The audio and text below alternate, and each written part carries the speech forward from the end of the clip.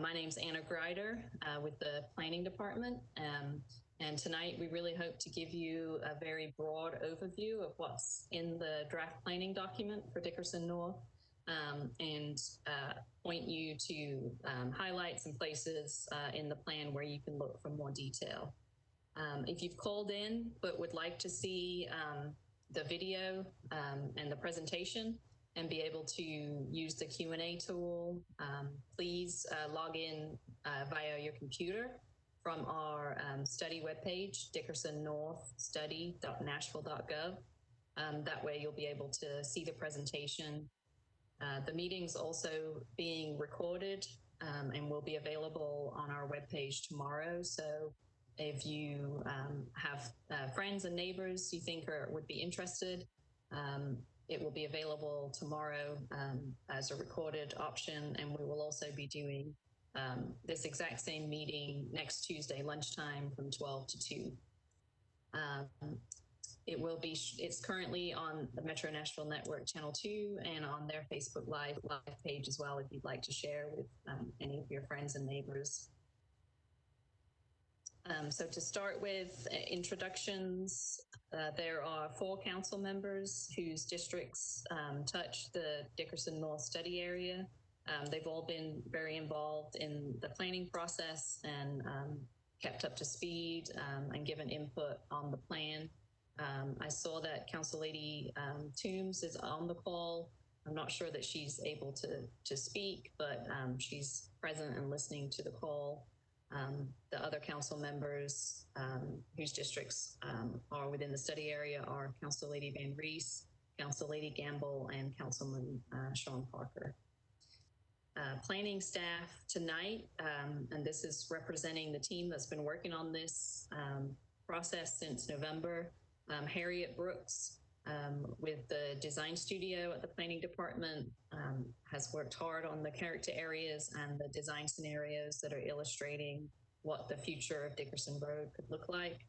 Jean Burse is on the team and is in the community plans division with myself, and has worked hard on language for implementing this plan and for ways to address beautification and codes violations in the area. Greg Claxton is the manager of the Community Plans Division. He's been overseeing this project and will be talking through the housing affordability strategy for the plan. Myself, Anna Greider, and then Marty Sewell is with the Transportation Division and will be happy to answer any transportation questions. So we have a full team represented, and we've all been working really hard on this plan. I also wanted to recognize the steering committee that we've been working with. We started meeting with this committee in January, and they've really been instrumental in giving us feedback and representing the community. They're a group of about 12 folks who are neighbors and residents, or business owners and property owners that have been our sounding board for this project as we've gone through the night. And I believe at least one of the steering committee members is on the call tonight. So would love for them to speak and have input when we get to the Q&A portion of the evening as well. They've really been ambassadors for this process and helped us greatly during this time. I wanted to just go through some kind of housekeeping instructions. Like I said, this is not just for the planners to talk at you. We really want to get input and feedback and thoughts and clarifying questions and know what you want to dive into. So if you are logged in on your computer, you should be able to see either on the side panel a Q&A heading, or in the middle of your screen, there's a Q&A button. At any time that a question pops into your head, please type it into the Q&A panel and make sure you type it to all. We'll be keeping track of those, and when we get to the Q&A portion, we'll kind of have them a little organized into themes. So please don't hesitate to type questions at any time in there, and then we'll go through them during the Q&A. You will also see, if you're on your computer, next to your name, there's a a hand picture, like a high five. You can click that. That shows that your hand is raised. So during the Q&A portion, if you'd rather that we unmute you and you can ask your question verbally, just hit that, raise your hand. We'll be able to unmute you. And then once your question is answered, you can hit it again and your hand will go down. Throughout the process, everyone is muted apart from those that are presenting, just to reduce feedback and confusion. But those are the ways to interact for now. Unfortunately, if you're only on the phone and don't have a way to get to the computer, we don't have any way of knowing if you have a question. So the best way to reach us is to email me. My email's at the end of this presentation, but it's also Anna, ANNA.Grider, GRIDER @nashville.gov, or you can complete the short survey we have on the study website. And there is a place in there for comments and feedback, and we'll be able to get back with you. So tonight, we would like to provide, like I said, a very broad overview of what's included in the draft plan, give you a good summary of things to go and look for. The plan itself is over 60 pages long, and so we're going to guide you through it at a high level and point out where to look and what might be interesting to you. So we're going to start, I'm going to give a brief background on the timeline and process, how we've got to this point with the draft.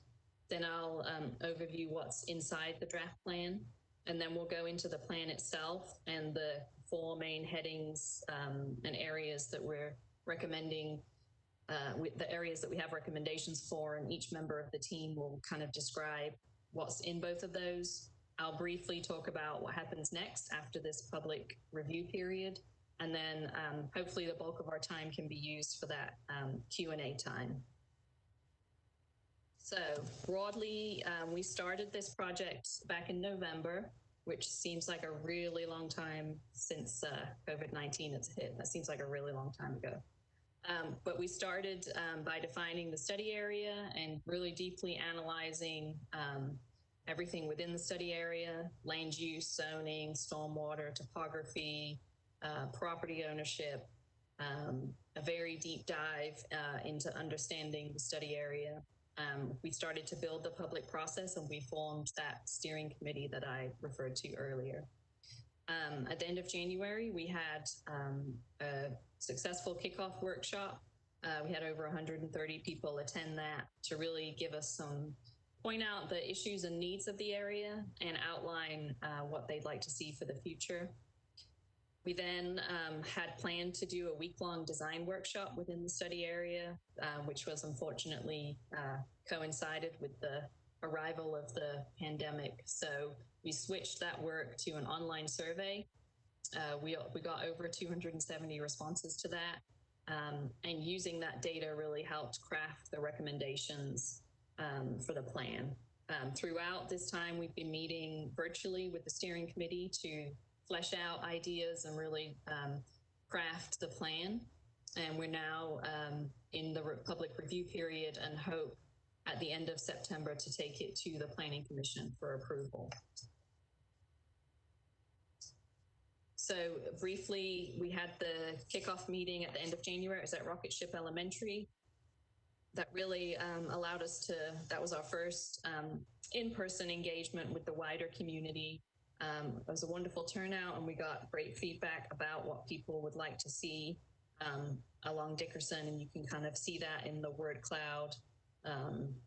Highlights of the need for safer streets, family-friendly destinations, access to healthy foods and more diverse retail options, transit system, affordable housing. Really, the big visionary themes came from that meeting. And from that, we dove into particular building types and infrastructure needs for 3 character areas that we divided the study area into, and that Harriet will go into more detail about.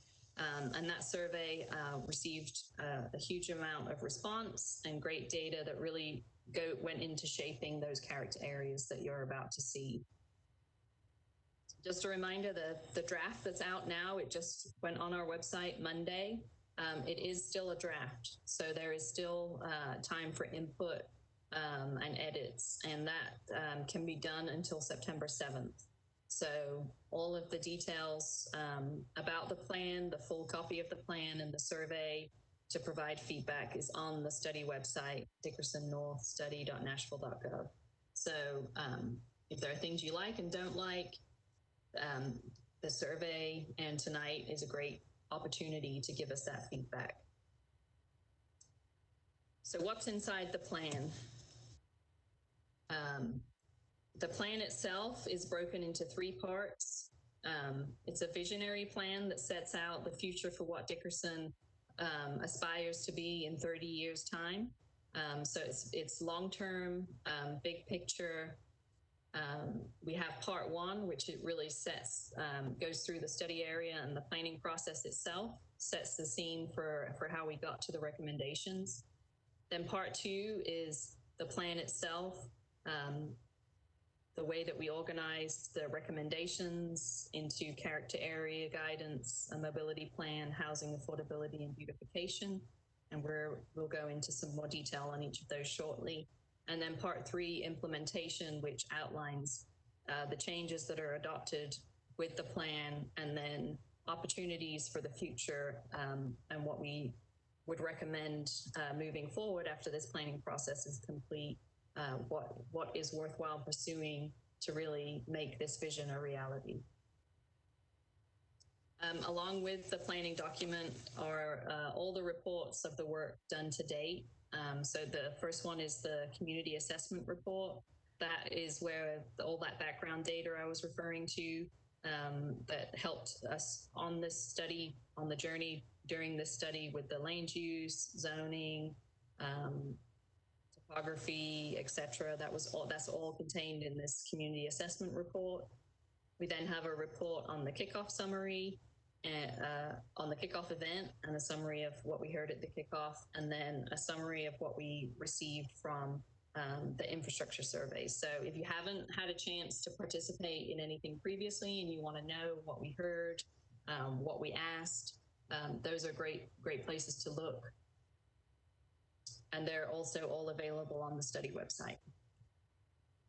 Okay, so this is the meat of the evening, what's in the plan. So we have a broad vision statement that starts off the plan that was shaped with the community and the steering committee, and then 7 main goals that you can see on your screen for what Dickerson should be like in the future. The first is that it should be safe, connected, and walkable. The second is that it should have more neighborhood services. The third relates to beautification and site design, improving the aesthetics of the corridor and cleaning up dilapidated properties, areas where trash gathers. The fourth is transit supportive corridor. Dickerson is one of the most heavily used transit corridors in Nashville, and there's a great desire to see the transit facilities improve frequency, bus stops, etc. The fifth is housing choice, diversity, and affordability. And that's the desire to maintain the affordability of the area, along with encouraging new services and development along the corridor. The sixth is green space and stormwater infrastructure, relating to the addition of greenways and green space and recreation fields, and having appropriate stormwater infrastructure when new development occurs. And the seventh is preparing for the redevelopment of large vacant and underutilized properties. There's parts on the pike that have large areas of land that have yet to be developed, and the desire from this plan was to set that vision for what that should look like. I've tried to put on these slides the page numbers for where you can see this in the document. So if you're following along on the website and have the document open, the goals are on pages 8 and 9. And you can also make a note if there are particular pages you want to go back to after this presentation. So from those goals and from what we heard from the community, we created this visual map to kind of show how the plan tackles. It's really a visual framework, and it's very high level and broad. And so I'm going to try to explain this as best I can. This is on pages 12 and 13. The blue line through the middle of the map you see is Dickerson Pike, and then the red that surrounds it is where we anticipate seeing the most intense development. That means the greatest height and the greatest amount of surface of land developed along Dickerson.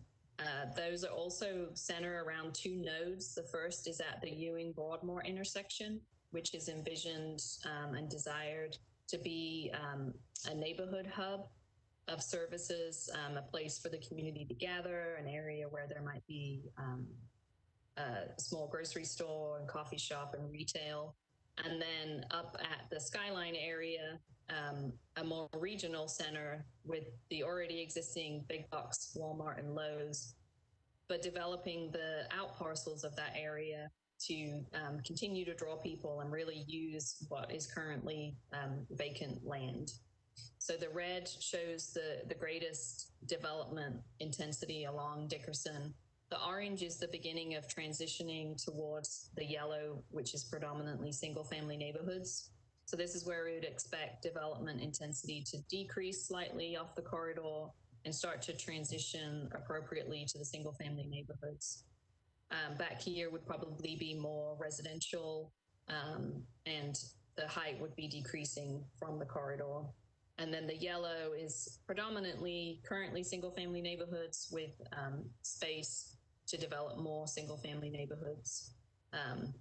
What I just reviewed there was kind of the overall policy framework, is how we would refer to it.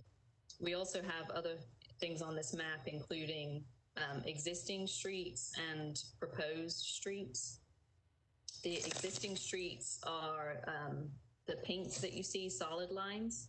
And then the blue dotted lines and the purple, kind of dark purple dotted lines are conceptual streets. And that's showing the beginning of creating parallel networks of streets north and south from Dickerson and east and west that would allow folks to travel through the neighborhoods without having to come onto the arterial, which would be, of Dickerson Pike, which would be safer if you're walking or cycling. But also just relieves the stress and strain on Dickerson itself. The green dotted line that you see that kind of wraps around part of this area is a proposed greenway that would connect the current Pages Branch Creek up along Ellington through Oakwood Park and then over to Ewing Creek. That was a big desire that we heard, that there's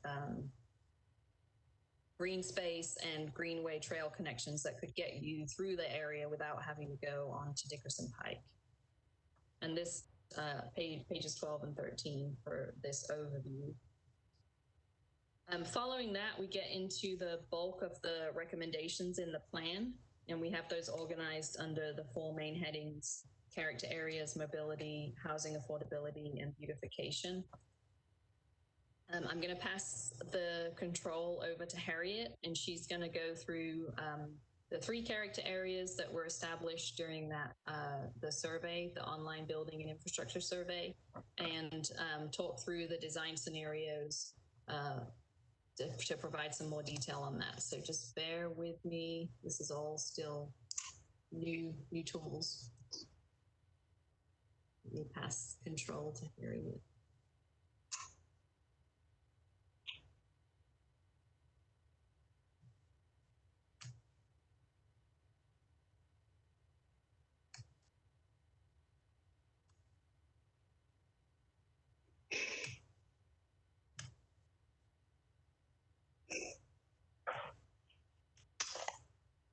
Good evening. I'm Harriet Brooks from the Design Studio, and I am working on sharing my content. Can you see it now? Great. So, like I said, good evening. I'm Harriet Brooks from the design studio at Metro Planning, and I'm going to talk about the character areas and design scenarios that are part of the Dickerson North study. The study area for this plan is large and diverse. It encompasses approximately 3 miles from north to south with an array of conditions, from the hilly suburban landscapes with big box stores to the rapidly urbanizing neighborhoods at Pages Branch, just north of Trinity Lane. In order to focus our efforts more effectively to work at this large scale, we divided the study area into segments that are based on geography and general site conditions, and we call these character areas in planning lingo. So on the northern end is Skyline, and this is the northern section of the study area from Mulberry Downs in the north, south to Doverside Drive, just north of Briley. The second character area is Ewing Broadmoor, and this is the central section of the Dickerson Pike study area, and it goes from I-65 south to Hart Lane. And then the third is Pages Branch, which is the southernmost section, and it goes from Hart Lane to Pages Branch, which is just north of Trinity Lane.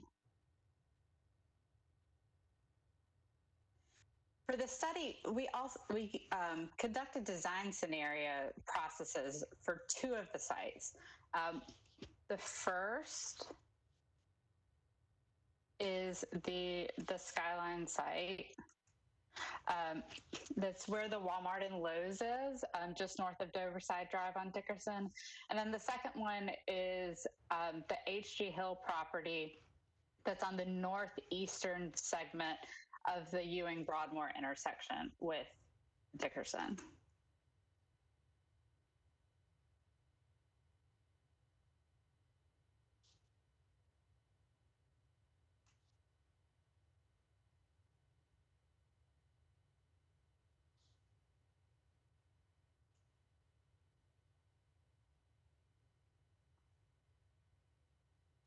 These design scenarios have enabled us to take the ideas that have come from public engagement and the planning processes and test them physically in the existing context. They allow us to see how the ideas translate on site and test how they could be phased over time and examine how they might work within the context of existing zoning and other factors.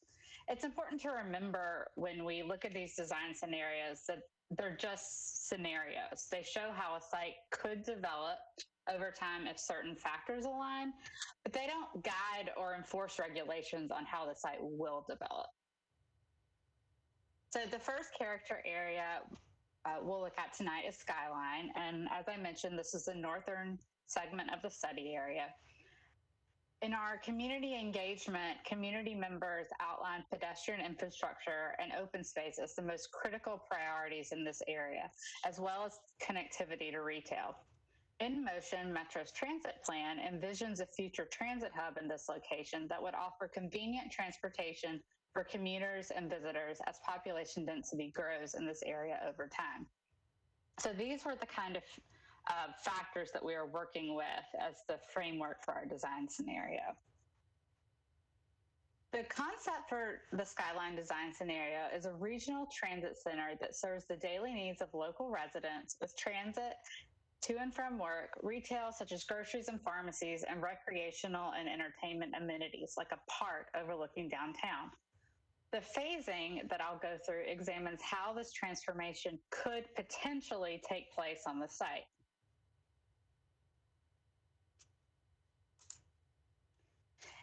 In phase 1, the next 5 to 7 years, we imagine that as development pops up along Dickerson, additional mixed-use retail spaces could occur at the top of the hill, creating a framework for a more pedestrian-friendly center and an axis that connects to the residential development to the north.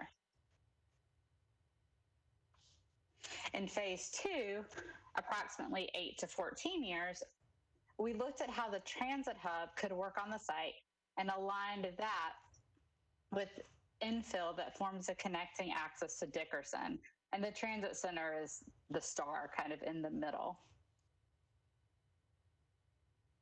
And in phase 3, so we're talking 15 plus years, we imagined what complete build out could look like, including a park on the southern end that overlooks downtown on this steep slope, and really the creation of this more pedestrian friendly, active regional center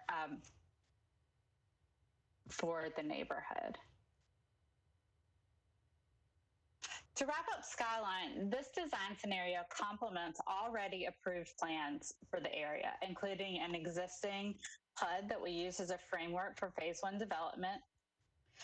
In motion, Nashville's transit plan that calls for a regional bus rapid transit hub on this site, and Plan to Play, the Parks Master Plan, which recognizes the need for greenway connections and parks in this area. And with that, we'll move to Ewing Broadmoor. So Ewing Broadmoor is located between Briley Park and Hart Lane and comprises, the central segment of the study area.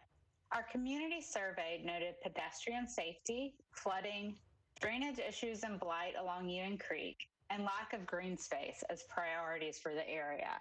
And so those were the kind of existing conditions that we took with us to imagine the design scenarios.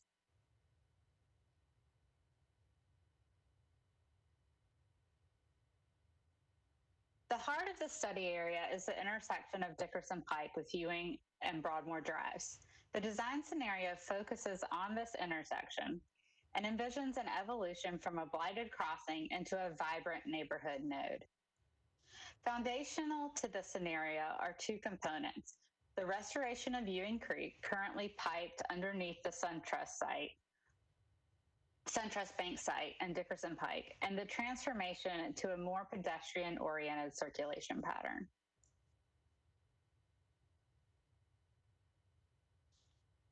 So we imagine that in phase 1, the next 0 to 7 years, the intersection is reinforced with new mixed-use development as Dickerson Pike grows, and that starts to create a framework for more pedestrian-scaled development. In phase 2, the next 8 to 14 years, the renovation of the HG Hill site includes the daylighting of Ewing Creek and an associated park within the stream buffer of that creek space.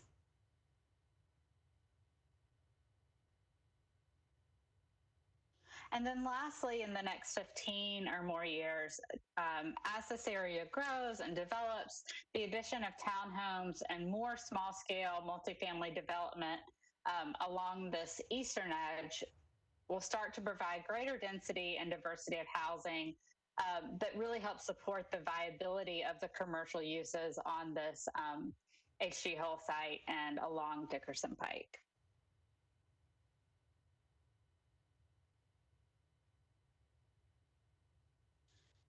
So to finish up Ewing Broadmoor, this design scenario complements the recommendations of several existing plans, including Metro's LID manual that incentivizes low-impact development projects linked to urban design, such as daylighting creeks, Plan to Play that lists a future greenway along Ewing Creek, and In Motion, Nashville's transit plan that recommends bus rapid transit along Dickerson Pike with a stop at this intersection.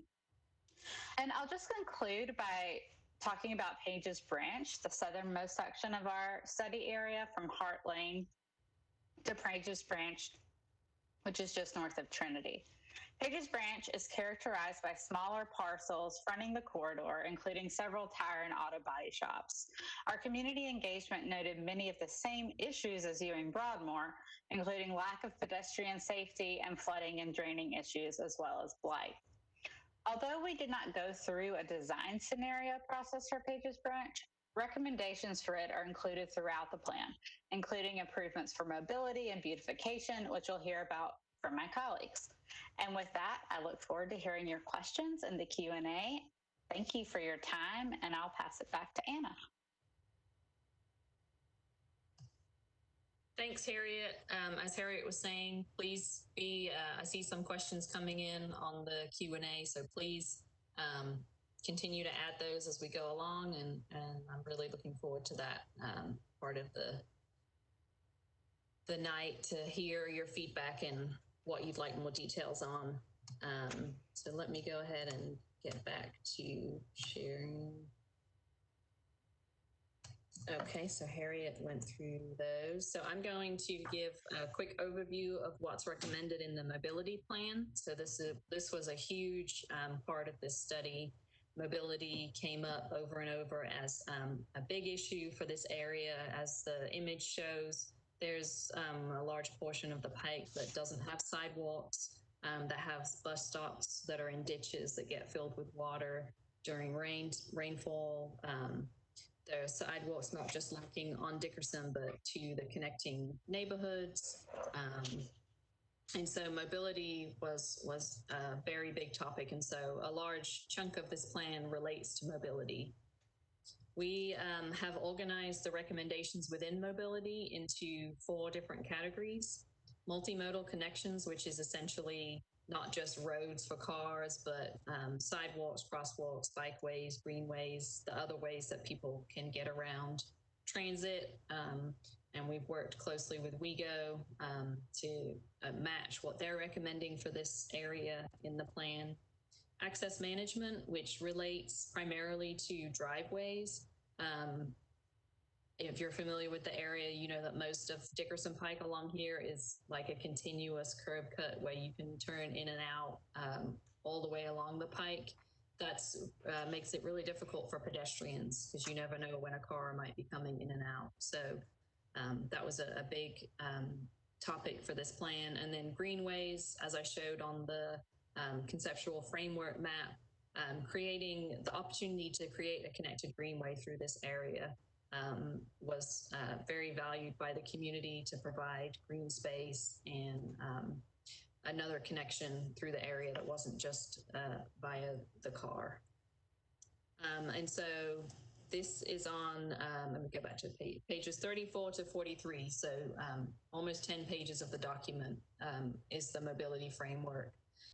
You can see on this map how some of the recommendations are envisioned to occur. So similar to the conceptual framework, you see the green dotted lines for the Greenway network. And we've been working with Metro Parks and Greenways to get some of these greenways that aren't currently in their plans in future plans. The blue dotted lines are streets that are proposed to be added to our major and collector street plan. That is a tool that when properties are redeveloping, they would see that a road is anticipated to be built and would need to reserve space for that. The purple dotted lines are where we see the opportunity for streets, but they won't be within the major and collector street plan. But should be considered for continuing the connectivity of the area. And let's see if there's anything else on this. The large asterisks that are along Dickerson Pike, those are where the major transit stops are. And so you'll see the one at Skyline that Harriet was referring to, and then a major stop at Ewingmoor and one at Hart Lane. They're planning to have larger and more significant transit facilities than what currently exists. So in terms of some of the safety recommendations that we have in the plan, these are ideas particularly for addressing the speed and how you cross safely Dickerson Pike. There's a range listed on this slide. One is recommending the reduction of the speed limit along Dickerson. The median islands and the curb extensions are ways to make it safer for pedestrians as they cross by providing an island, a place of refuge in the middle of the street, and then extending the curb is shortening the crossing distance. And then a hawk signal is a pedestrian signal that is triggered by the pedestrian being there and has the potential to be put not just at intersections, but mid-block as well to provide another opportunity to cross the street. So there's a very high-level summary. Like I said, if you want to see more detail and if you have specific questions, please type them in the Q&A. And also, refer to the mobility section of the plan for more detail. I'm going to pass it over to Greg Claxton. He's going to review the housing affordability component of the plan. Thank you, Anna. Good evening, everyone. So we recognize from the engagement, kind of the community meeting at the start of the process, as well as the survey, that housing affordability was a key concern for folks in the area. In particular, kind of preserving the area's affordability. I'm going to talk through a little bit of how and why the planning department thinks about affordability, because we have a very specific role in kind of how the city as a whole manages that. Slide. So one of the quirks of working in Tennessee is that the state prohibits Nashville from enforcing any sort of affordability requirement, such as rent control or inclusionary housing, which you may have heard about, through kind of regulations, such as what the planning department does through zoning. So what that means is that Nashville's primary tool for dedicated affordability are subsidies of some kind, either money, such as a relief from property taxes, a grant, or through a kind of donation of land, which is one of the things that the Barnes Fund does. However, the planning department is not really involved in those tools. We don't direct those tools. Our plans don't really control how those resources are used. So what our plans do relate to is kind of how we apply zoning.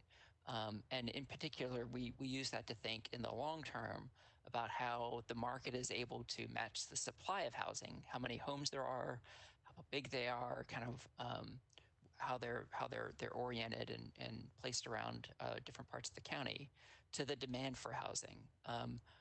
Is Nashville's population growing? Are people looking for different things in their housing? As people form families, or as families see their children move away and become empty nesters, kind of different parts of the life cycle, people are looking for different kinds of housing. So part of our job is to look countywide and in areas like Dickerson to sort of see how well the housing market is able to meet people's need for homes. And a big tool that we have for affordability is to encourage diverse housing types in appropriate locations. So kind of recognizing that land cost may be a big factor of the cost of housing, recognizing that very tall, sort of downtown buildings, or what you might find in the Gulch, are very expensive to build, but also recognizing that there's a big range of things in between. We tend to call it missing middle.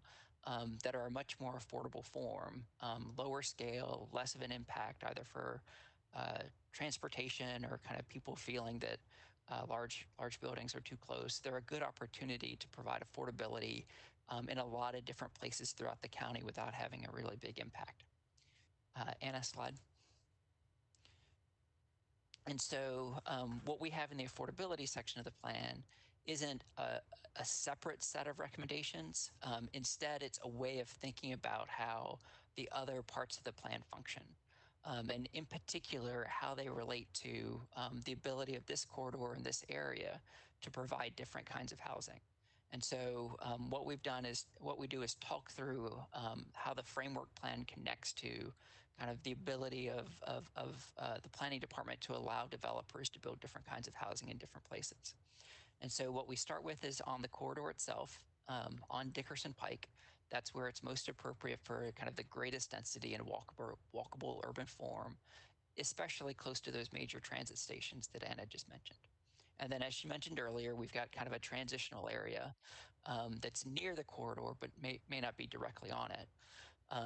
And here you use the ability to transfer from taller heights, maybe 3 stories, maybe 5 stories on the corridor, to something more single family scale of the existing housing, kind of in between there, to allow smaller missing middle housing, such as townhomes, triplexes, accessory units, that kind of thing. Then third, we have a few areas that we think of as infill areas. These have either unusually large lot sizes compared to the other homes around them, or you can start to see the beginnings of a new street network where you have kind of a stub street that doesn't lead into kind of another neighborhood, where people have started building out in a different way.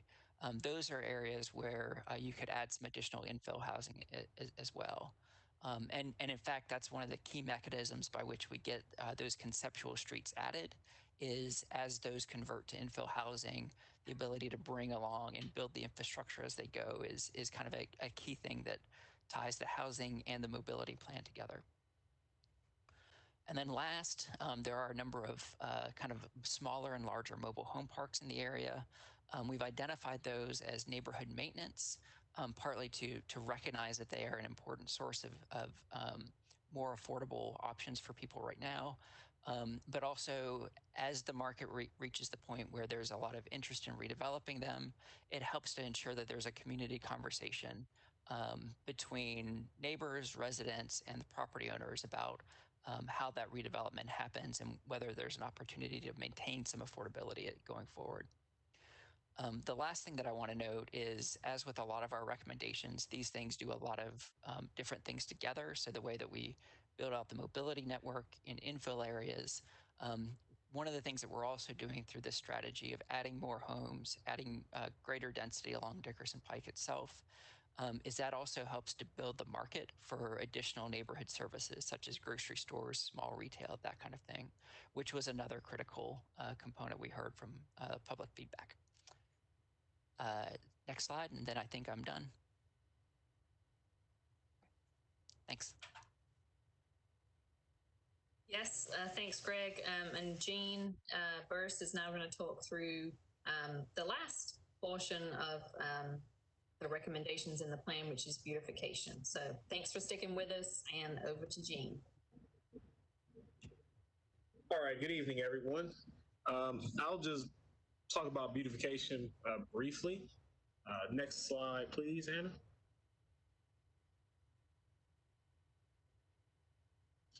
So one of the issues that during this Dickerson North small area planning process that we heard from community stakeholders from the very beginning has involved codes violations that consist of a variety of different items, such as trash and debris, as well as pretty much just landscaping and proper storage of material and vehicles on site. So we did want to address that in the plan. Next slide, please. But one of the things that we want to do is compile a list of capacity building tools that the community can utilize in addressing beautification. So there's capacity building regarding information, such as through online tools such as Nashville, as well as it pertains to receiving information through the notice program, which is ran through our codes administration department with Metro government. Nashville is where it's an online tool where you can review existing codes violations and get up-to-date information regarding maybe a codes violation that someone has submitted and get a status update on such violations. There are also other organizations such as the Mayor's Office of Neighborhoods Community Engagement, Adopt a Street, and Adopt a Stream that can help empower folks in the community at the grassroots level to really tackle beautification, the variety of beautification issues within the Dickerson North community. Next slide, please. In the draft plan, the primary recommendation as it pertains to beautification is really to the encouragement of grassroots level capacity and folks to really take charge, to lead the efforts in trying to address beautification issues such as codes violations, sign violations, etc. Metro government can only do so much. Resources are limited, as well as the capacity of Metro government to help address beautification issues generally revolves around code enforcement, and that usually results in like citations and fines. Then when escalated, sometimes can result in appearances in environmental court and from a legal standpoint. So we are really in this draft are encouraging folks out in the community stakeholders, businesses to create and develop partnerships and to take advantage of capacity building tools that Metro government and other like-minded organizations has to really try to empower folks to tackle beautification efforts head on within the Dickerson North study area. Thank you so much. Thanks, Jean. So that is a very broad, quick overview of everything that's contained in the plan. Please be typing in your questions as we go. I just wanted to quickly review the other outreach we're doing and the time period we're looking at. So the draft is out for public comment for 3 weeks. And so we have until September 7th to get that comment.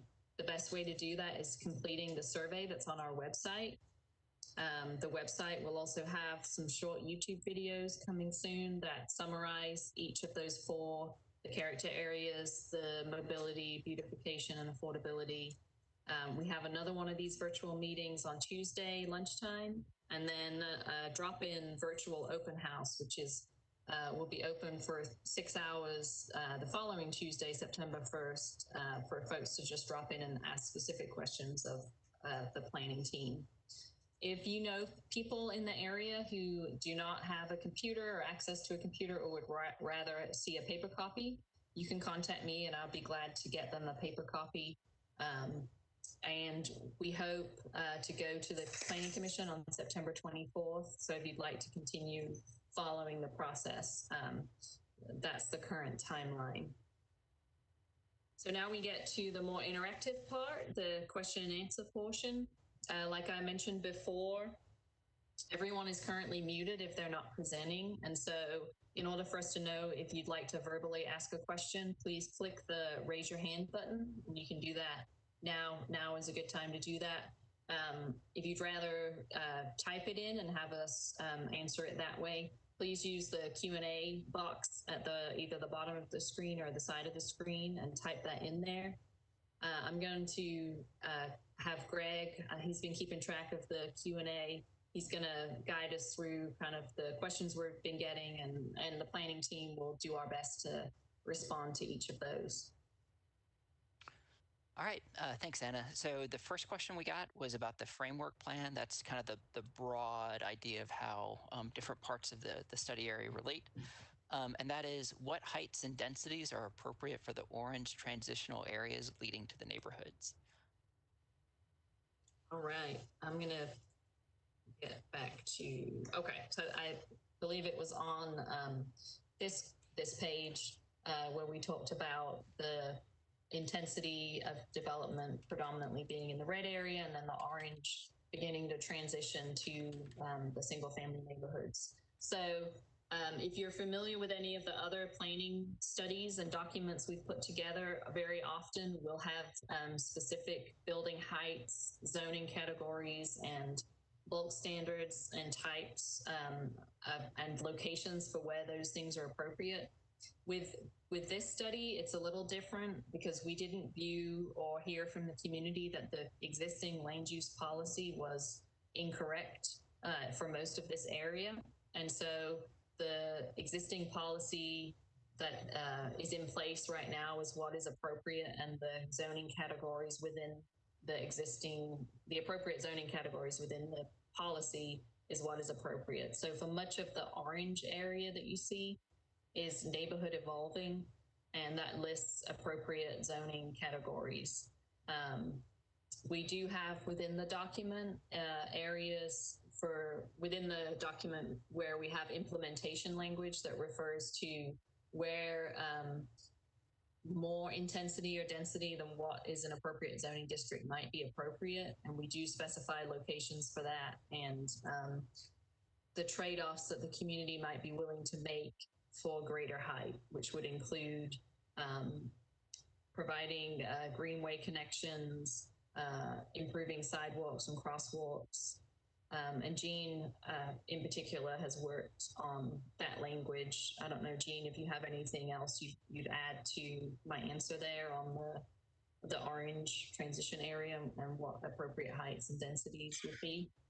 I would just say that as far as appropriate heights and densities, it really would depend on existing land use policy. I was actually looking at, to try to answer that question, I pulled up Parcel Viewer, and I was looking at some of the land use policies that kind of cross over into that light orange area, and they vary from T4, they vary from urban neighborhood evolving urban neighborhood maintenance, as well as mixed-use neighborhood, and a couple of other different policies. So it really depends on the existing land use policy, but I will say that one of the things that our department does consider when we receive applications for development, whether it be a zone change or to try to get SP zoning, we do we try to be sensitive, or at least pay attention to, be cognizant and aware of adjacent properties and adjacent existing developments. In this case, the single-family residential neighborhoods. So we do try to be cognizant of that. I would say that it depends on what someone applies for.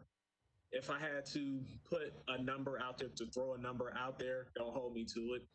I doubt that our department will be in support of developments that will be greater than 1 story, greater than 1 story.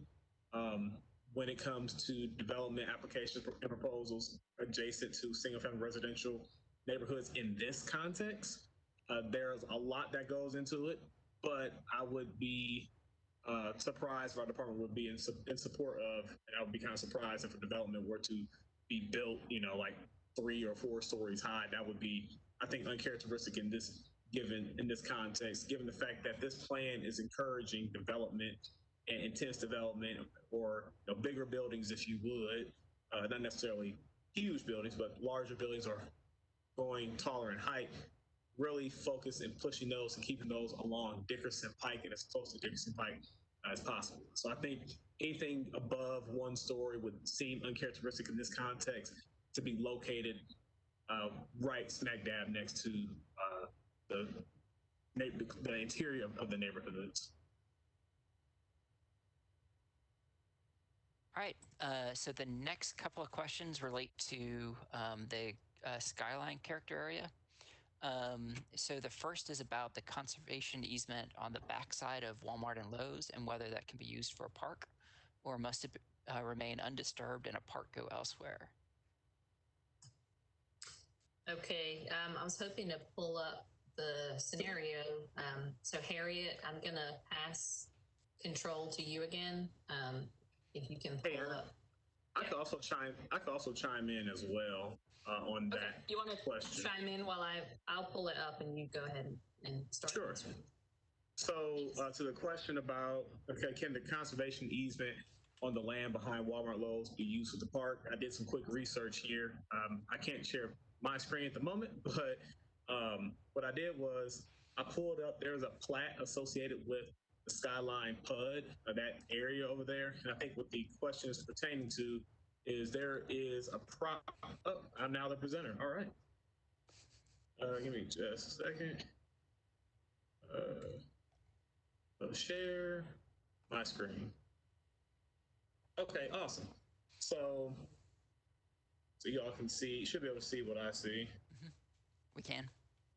Okay, so if you can see where the cursor is on the screen, Walmart is located in this gray box, Lowe's is this other gray box, and this is the Skyline PUD in general. There are a couple of parcels, this one and this one, primarily this larger one, that are located immediately west of, right behind Walmart.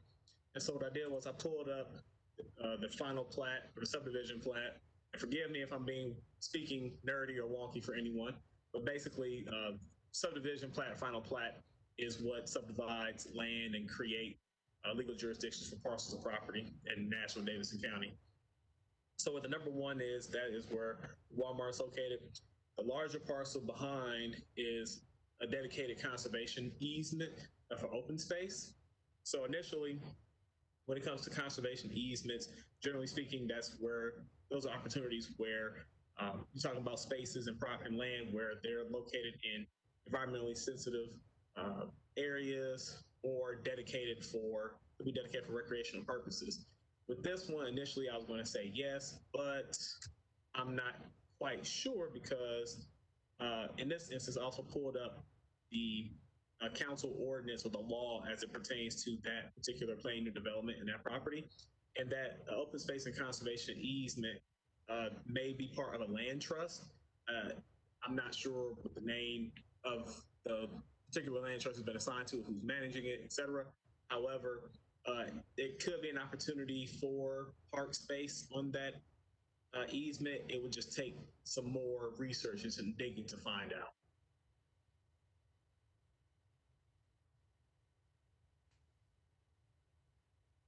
All right, thanks, Gene.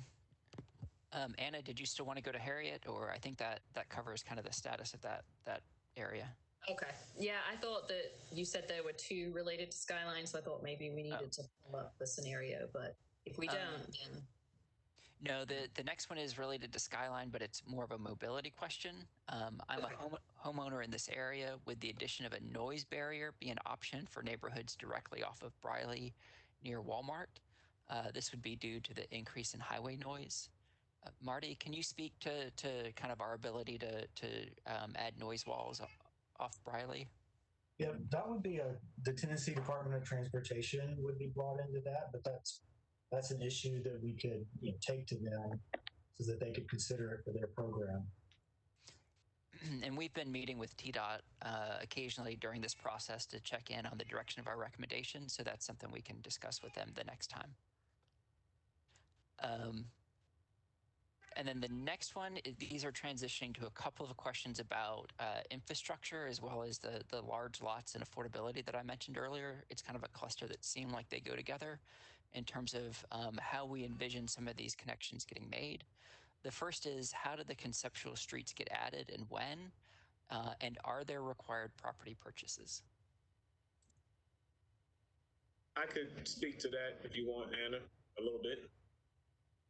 That would be great, Gene. I've pulled up the mobility framework, and then I'm sure Marty might have some information to add on that, on how those streets could get added. Okay. Marty, do you want to go ahead and go first? I was going to talk about the implementation aspect. You can go ahead. Okay. So generally speaking, how these streets can be added, as of right now, the goal for the mobility framework as part of the Dickerson North Study Area Small Plan is for it to be incorporated into what is known as the Major and Collector Street Plan, which is basically a plan regarding where roads, new roads can go in, where roads will be extended, as well as connections to be made. It's the plan that kind of has some teeth to it as far as Nashville-Davidson County is concerned. How will these new connections and streets be implemented? Generally speaking, in Nashville-Davidson County, Metro government relies heavily on the private sector for infrastructure improvements to a degree. So in this instance, one of the ways in which we can get new streets and connections here is actually by requiring the developer to put them in, which would be a requirement of the Major Collector Street Plan. So basically, at the time of property development, so someone comes in, let's say they have a few properties under contract, thinking about doing a development, and our department will evaluate their project and look to see if there is a new road or connection or extension required within that general area. We work with the developer to try to get those connections and get those new roads. So generally, we get those new roads by the private sector being required to put them in if one of our plans, particularly the Major Collector Street Plan, requires it. And Gene, just to be clear, is that something we would go out and require of current property owners, or only if someone comes in and wants to do something substantially different with their property, such as development?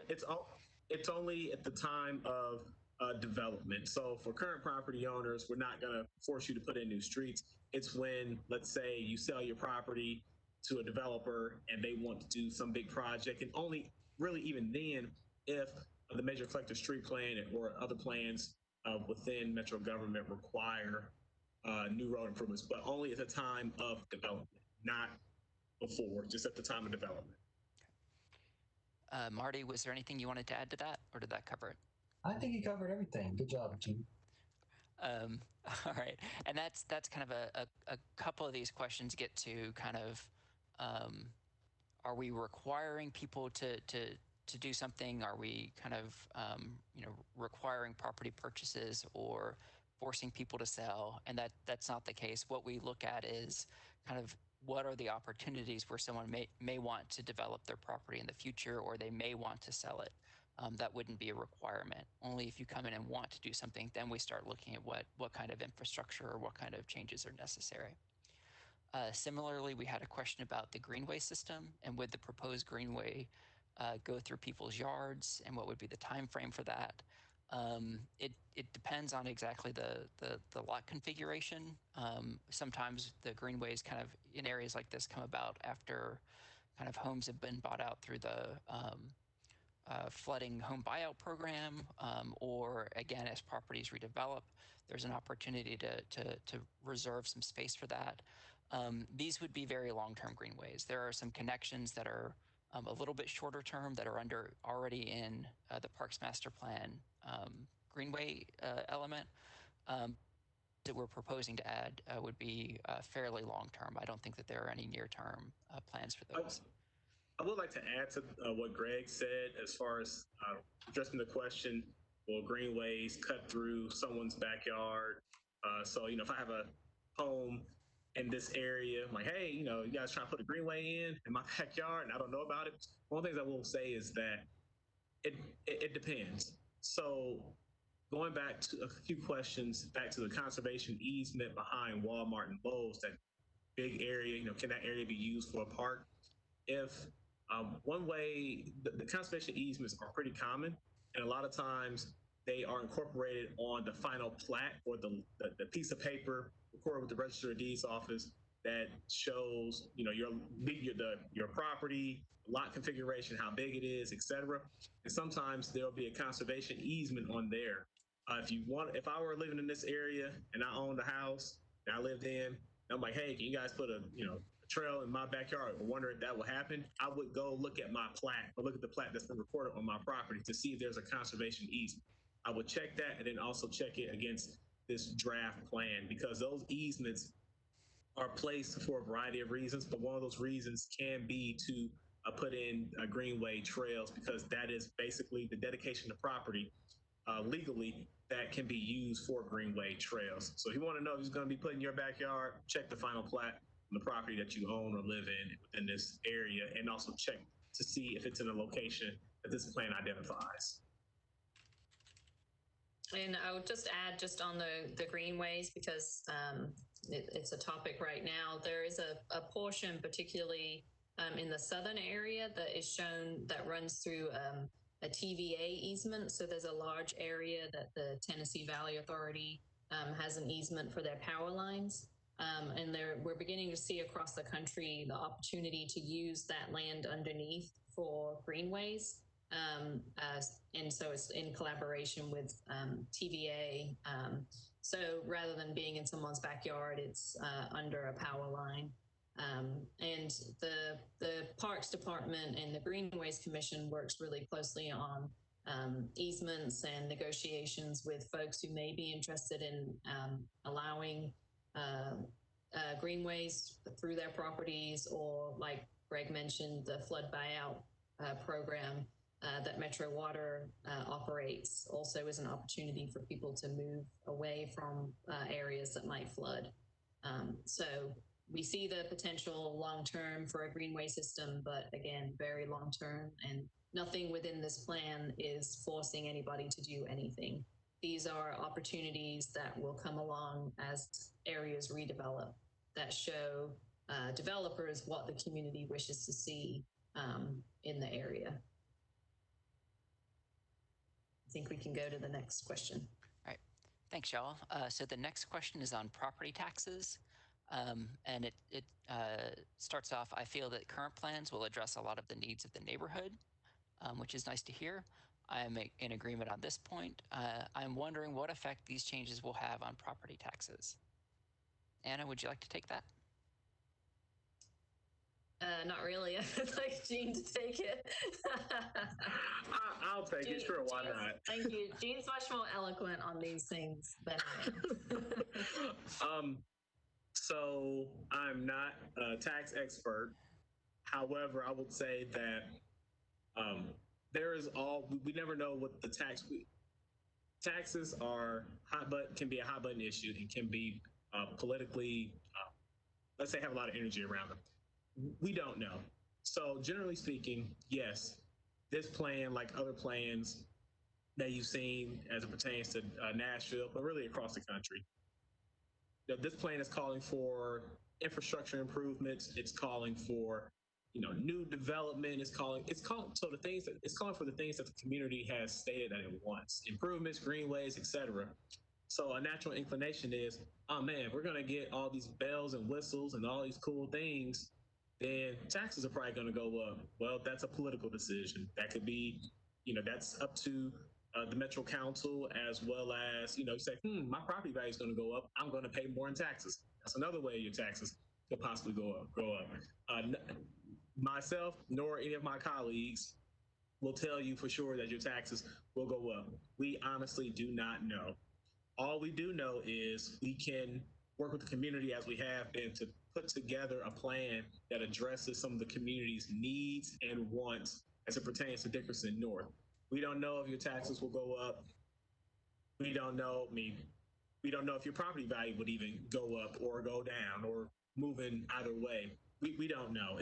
But we do realize and recognize that it is an issue and has been an issue in Nashville as it has been across the country.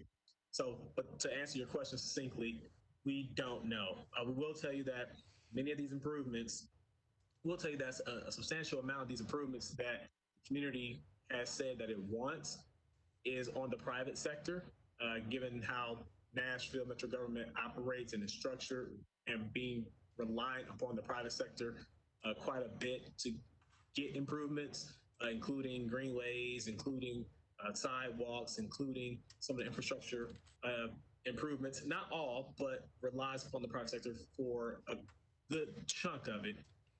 We don't know if the private sector will pass those costs on down to their clients, whether if a developer comes in to put in, I don't know, a mixed-use building with a coffee shop, office building, and some apartments up top, and pass that cost on down to the renters of those apartments and the renters of the coffee shop, et cetera. We do not know, and would that result in the property values, your property value going up, and therefore your tax rate going, your property value going up, and then therefore resulting in you having to pay more taxes. And adjusting the tax rate, that's a political issue. I don't think anyone wants to tackle. We really can't. But I would just say we don't know if your taxes will go up. But yes, these are improvements that the community has stated that it wants. We don't know how it will result in, how it will touch your pocket, to be succinct. Yep. Thanks, Gene. I would only add that the affordability section of the plan does highlight some of the existing programs that Metro offers for property tax freezes if you meet certain conditions as a homeowner.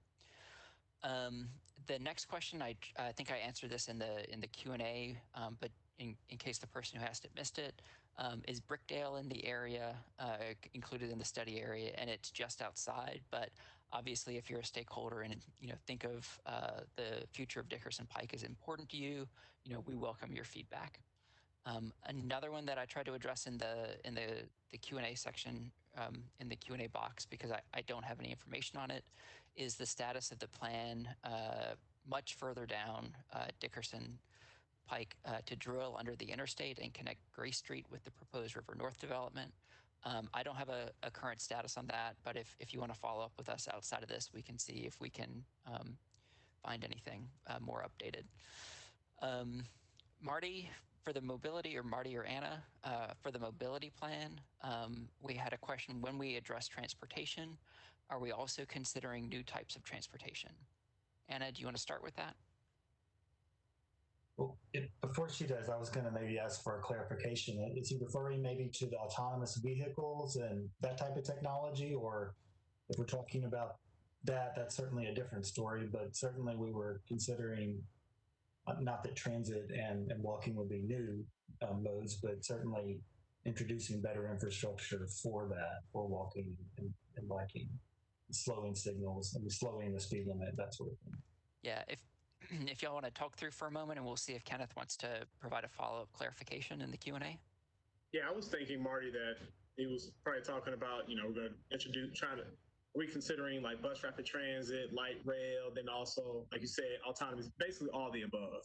And if are we considering certain modes of transportation versus and not considering others? I would just go down the line on some of the more widely known ones, if you would.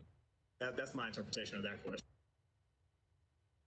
Yeah, and certainly as some of the others were mentioning, the relationship to the WEGO's in motion master plan that recommends bus rapid transit on this corridor. And while that's probably some distance away, the idea of better transit is part of WEGO's program to make the routes more frequent and have better reliability for the bus system that's there now. And of course, we have the opportunity to build out the neighborhood transit centers that would allow for more, would allow you to be able to go crosstown routes without having to go into downtown and then come back out. That would make life a little bit more convenient. So that's another new mode that would be part of this. Those are critical for being able to do those crosstown routes and for people to make transfers. And throughout the process, we've met with Metro Public Works, with WEGO, and with TDOT, the Tennessee Department of Transportation, to let them know what we're hearing from the community and the direction in which our recommendations are going, and just making sure that we're all working together and communicating what we're hearing. So if we're talking about transit, particularly for WEGO, Dickerson Pike along with Gallatin Pike are two of the highest transit ridership pikes. And one of the major issues with Dickerson is the stop spacing. The space between stops is so much closer because of the lack of sidewalks and crosswalks. And so they have to have more stops because people can't navigate easily to more wider space stops. And so more stops means the bus is stopping more, which means it's less frequent and it gets slowed down. So WEGO was definitely supportive of the need for sidewalks and crosswalks on Dickerson that would then allow them to space their stops for their ideal spacing, which is a third to a quarter mile, I think. I'm trying to think back to the question. I think it was about other modes, or and Anna, I think he's raised his hand. So Sharday, do you mind unmuting Kenneth? Yeah, sorry. You can hear his follow-up. Yes. All right, Kenneth, guys. Thanks for taking my question. Gene, I think you got closest to it. I am referring to new modes of transportation. And when I say the newer modes, I'm wondering if you guys, considering the timeline that this is taking, are you working with TDOT and the Metro Council as they consider newer types of public transportation to ease the traffic on 65 and 24, stuff like that? So this is going to be a 30-year plan. While you're going through the design, are you saying, hey, what are you guys thinking as well? That's my question. Thank you. That was really helpful. And please, anyone else who wishes to raise their hand and verbally ask questions, we're navigating this new territory as well. So that was really great clarifying. And yes, because of the timeline of our plans and the vision that it lays out, and particularly once you see that in the design scenarios, you can see that we're looking very far into the future. And so that's important for us to meet with those other agencies and find out what are your long-term plans. I know that WEGO has long-term plans and interest in having a dedicated bus lane on Ellington, for example, which would be one way of moving transit through the area. So yes, we coordinate with the other agencies to know kind of their future transportation plans. Working closely with TDOT because they're about to release, or shouldn't say about to, but winter of 2020, release an access management guideline and direction that will help, particularly for the state routes like Dickerson Pike, help start getting towards that, reducing the curb cuts and the head-in parking and the in and out of vehicles on Dickerson. So yes, we do that. If you see parts in the plan, particularly as you're going through where you think, I need to know more here, they're missing something here, let us know, because the amount of information that we receive and the study and analysis and detail that's gone into this means that we don't put absolutely everything in. So if there are things missing that you think are very important, particularly considering the 30-year horizon, please fill out that survey or the Q&A tonight, and just let us know if what the areas are that you wish that we would dive into some more, because we definitely want to hear that. This is part of this feedback process. It looks like Jean might have something additional to add, perhaps. Yeah, I was going to say, ditto everything Anna said, and to answer the question succinctly, yes, just to reiterate that, because however, even though we work with other metro agencies and other entities in general regarding their transportation plans and crafting this mobility draft plan, there are plans, a lot of plans aren't finalized. And also, to add to that, plans can be modified over time.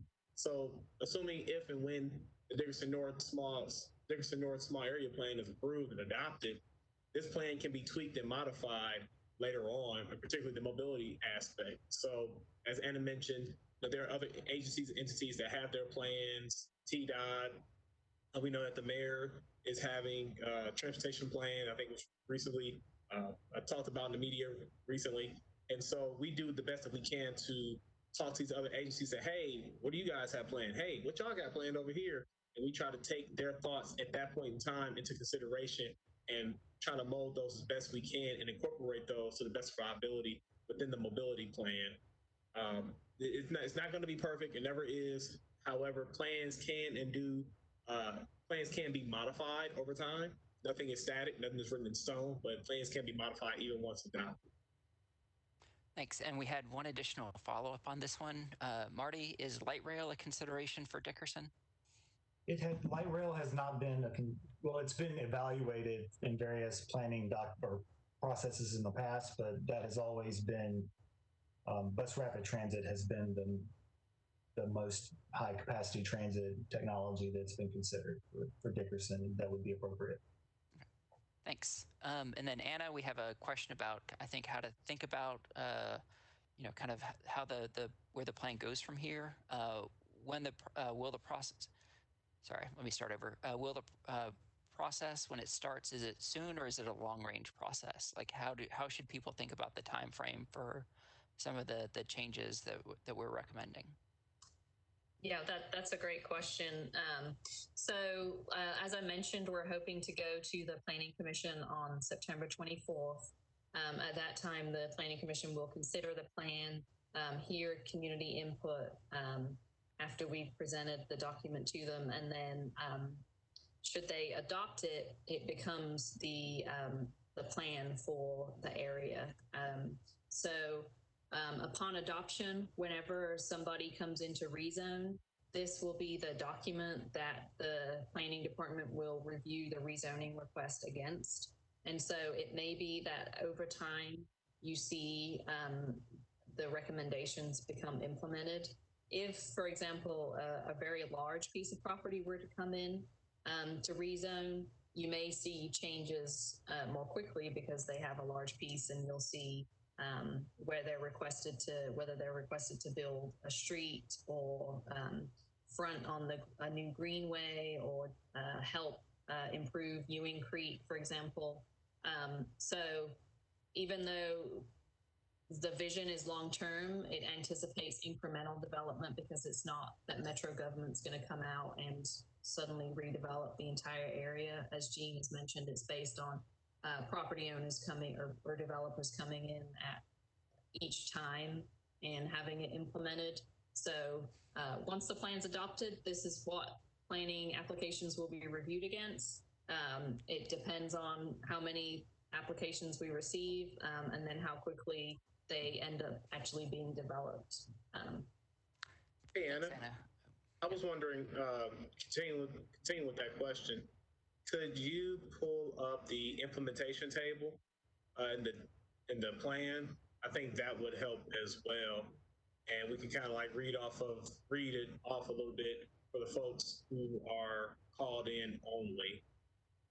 because basically what Anna's going to do, she's pulling up a part of the draft plan that's known as, and I may have the name wrong here, the implementation table, which kind of basically says who's going to do what and kind of gives some sense, not in terms of years, but short, mid, or long term, kind of gives a sense of who's going to do, who will do what, or who would be expected to do what. Let me rephrase that carefully. And so that kind of gives a sense, because there is a piece, there is implementation table. Can you zoom in on that a little bit? There we go. And so for so for the people on the call, who are just called in, so what we're looking at is a page, was it 59, I believe, Anna, of the draft plan, or 55 PDF page. We're looking at the latter portion of the Dickerson North draft plan. And the implementation table is just a pure basic table, 3 columns: recommendations, time frame, responsible party. And so just to kind of give you an idea or a sense of what we're talking about. So a recommendation is to adopt the Dickerson North study small area plan. That's a recommendation. Time frame, that would be basically the date of the Planning Commission meeting, which currently this plan is tracking for September 24th, if I'm not mistaken. And then the responsible party would be the Planning Commission. So this is the plan that's been crafted. Planning Commission will be expected to at least take some action, whether to adopt it or to defer or take some type of action at the end of September. And then the Planning Commission is a responsible party. As it pertains to, let's say, another item, what's something that is, here we go. Submit identified projects for capital funding. So capital projects, I know this is Greg's wheelhouse. Time frame, capital projects are reviewed and funding for them is approved on an annual, well, funding happens on an annual basis. However, capital projects are viewed more long-term than annually, but are reviewed annually. And then who'll be a responsible party for when it comes to capital projects within this area, or certain capital projects. That would be different metro agencies, such as planning, such as public works, such as other agencies. Let me see if I can find another one. Can you scroll down? Yeah, I was just going to point out one that might be a good example would be reduced speed limit on Dickerson Pike. And it says near term and public works. And that was also a recommendation of a recent study we did, which was for Charlotte Pike. That was adopted by the Planning Commission in 2018.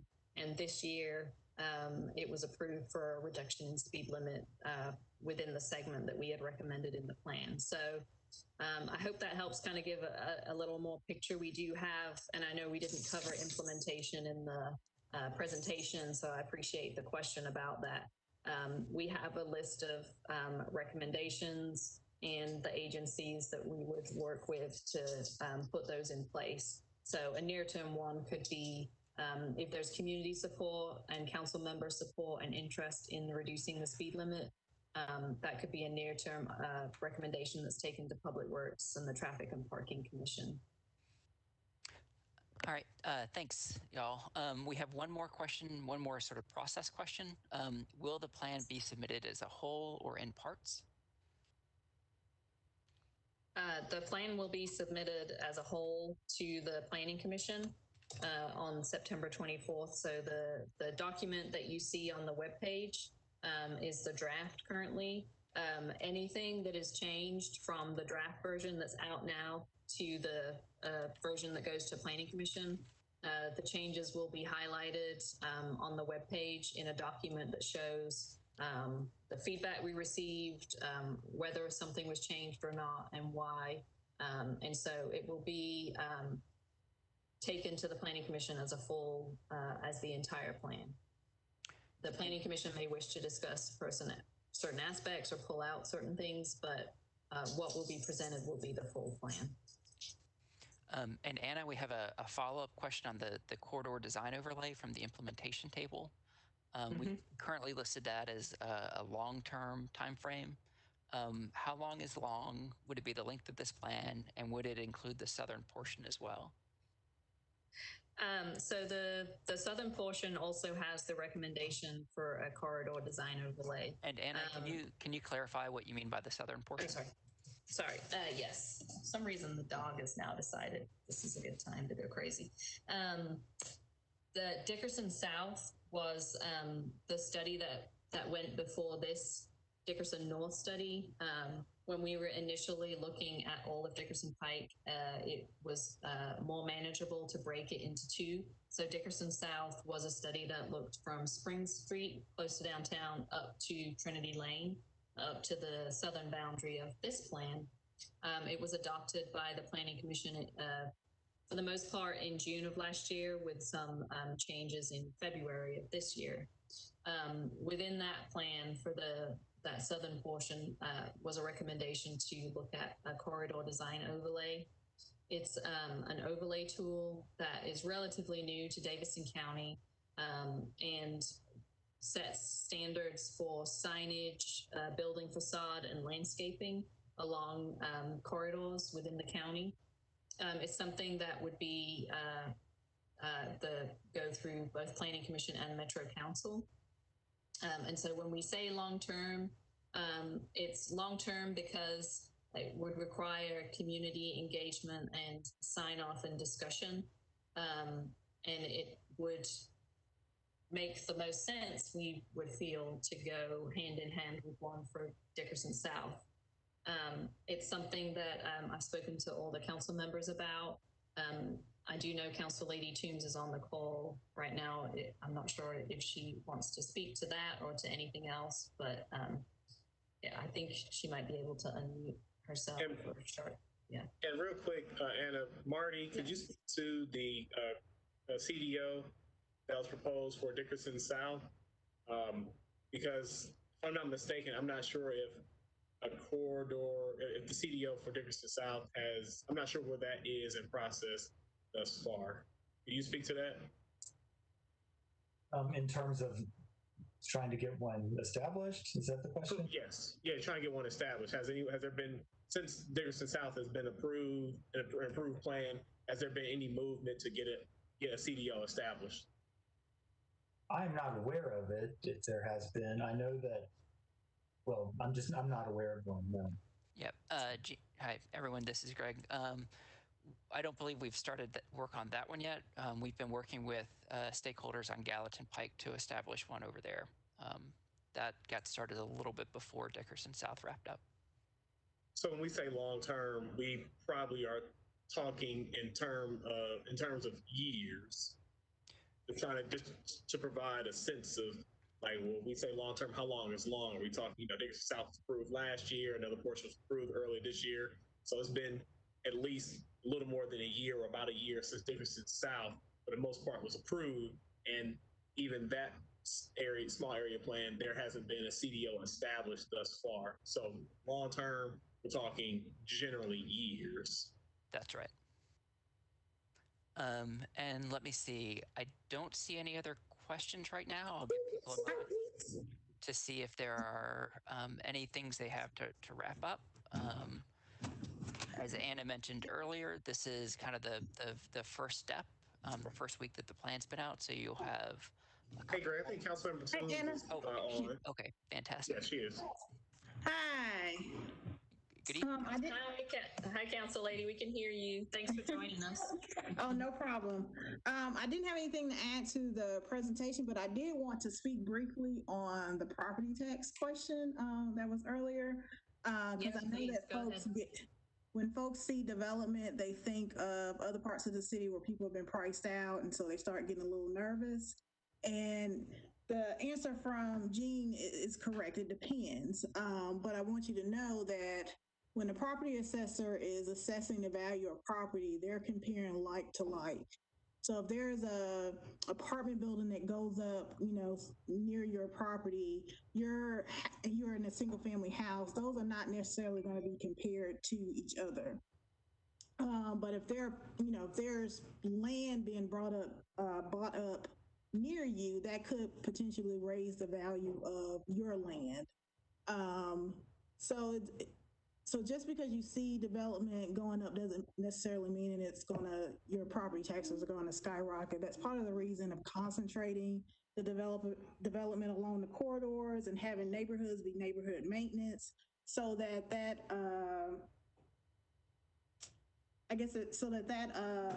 economic increase is concentrated on the corridor and doesn't have as much impact on our established neighborhoods. So I don't want folks to get nervous thinking, oh, I'm about to be priced out of my home. That's not the point of the development, is to bring the entire area forward and to protect our established neighborhoods as much as we can.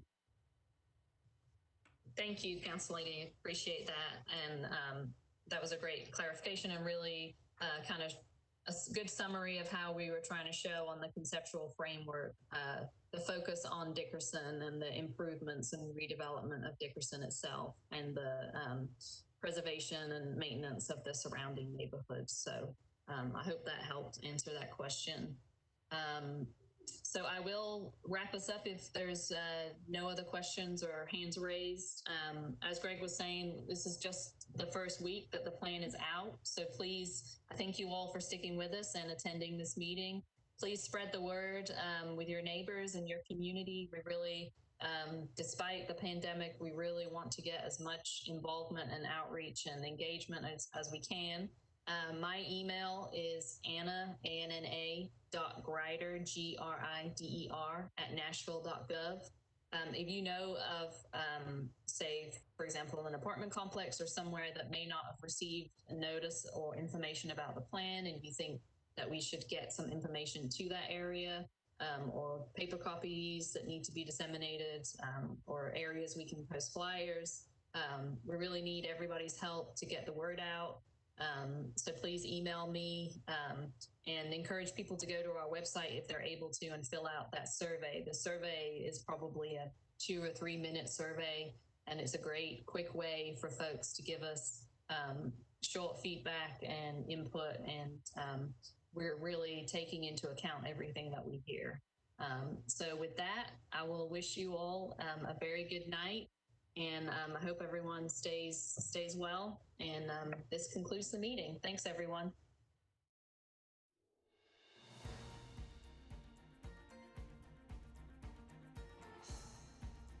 This has been a service of the Metro Nashville Network.